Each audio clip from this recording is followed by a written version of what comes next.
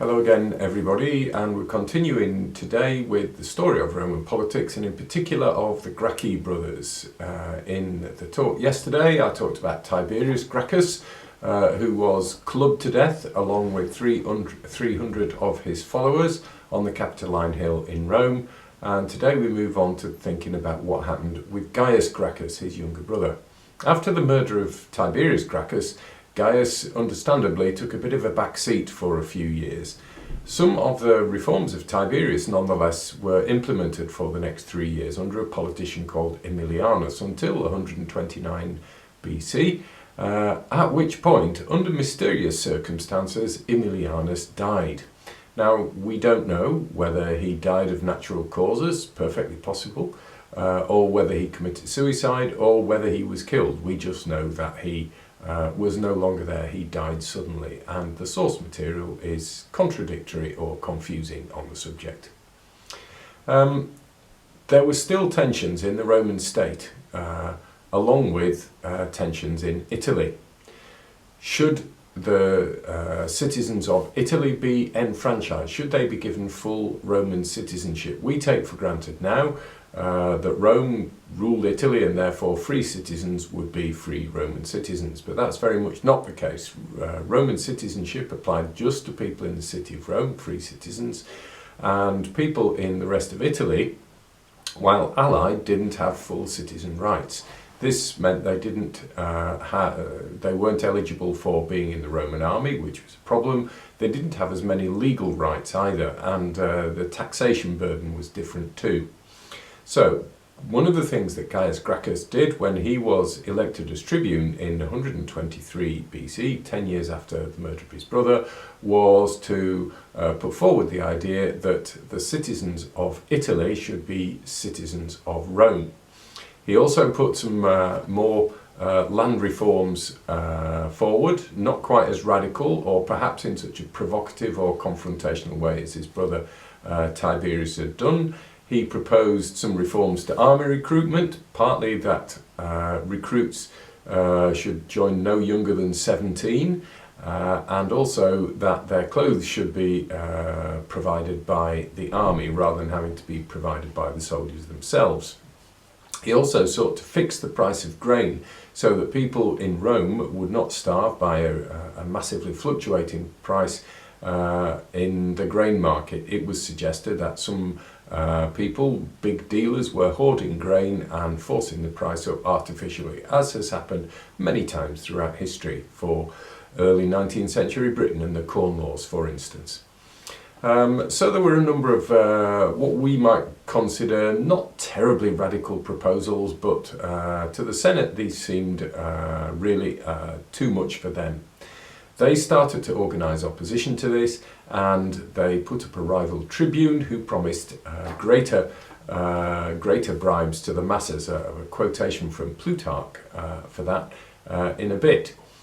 They also the Senate put forward the view to the Italian middle classes that some of Gaius Gracchus's land reforms would take away land from them, and so rather than welcoming granting of citizenship to Italians, some of the Italians actually opposed Gracchus and all that he stood for.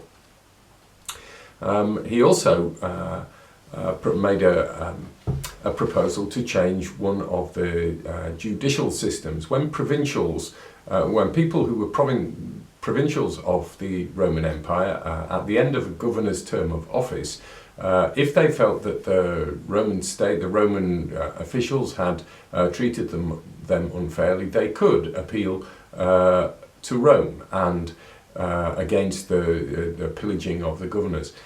And Gaius Gracchus wanted to set up quaestiones, investigating councils, which would not be composed of senators, but instead would come from the sort of richer middle classes called the equites, the knights. Now this meant that potentially the provincials might get a result because the Senate always favoured their own, because the Senate was where all the provincial governors came from. So the Senate didn't really like that. Now you and I might think this is about law and fairness and justice, but the Senate thinks it's about power and money. So if you really want to know how that panned out. The best place to find that out is reading Robert Harris's excellent Imperium, when the provincials from Sicily appeal against their governor Verres, who has been mistreating them, and how. And Cicero leads the opposition to that. So that's a generation on from when we're talking about now. So the Senate organised opposition from landowning Italians. Another tribune promised greater gifts to Rome. As Plutarch says, Marcus Livius Drusus was emboldened to make a systematic attempt to erode his support overall. He proposed laws with the one aim and intention of outdoing Gaius Gracchus in gratifying and pleasing the masses, like one of the rival demagogues in the Knights of Aristophanes. Well, we know how the demagogues went down in Aristophanes. Cicero also made a speech opposing enfranchising the Italians and said, "If you give citizenship to the Latins, then do you imagine that you'll have space in the assembly as you now have, or that you'll be able to attend games and festivals? Do you not think they will take up all the space?" Sounds a bit like Nigel Farage suggesting we're going to be overrun by the entire population of Turkey. Still, what happened with all this? Well, Gaius could see what the writing was on the wall. The Senate passed a Senatus Consultum Ultimum, which means it's a law passed for the defence of the Roman state. The state could do what it liked in order to defend itself. Gaius armed his supporters. They were overwhelmed and killed, as you might imagine. Lucius Opimius, the senator who led this, was later tried, but, surprise, surprise, was found not guilty by a senatorial judgmental inquiry.